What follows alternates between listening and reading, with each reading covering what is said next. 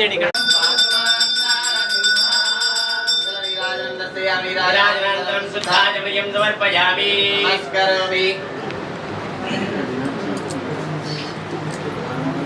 అందరూ కూడా నమస్కారం చేసుకోండి.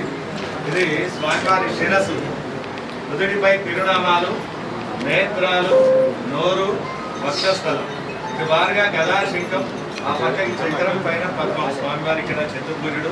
9 అడుగుల 4 అంగుళాల నుండి మానవ దేహం ఎలా ఉంటుందో స్వామివారి శరీరం కూడా మెత్తగా, మృదువుగా, సున్నితంగా ఉండడం ఇక్కడ స్వామివారి యొక్క విశేషం. పోతే ఇది శాతవాహన శకం.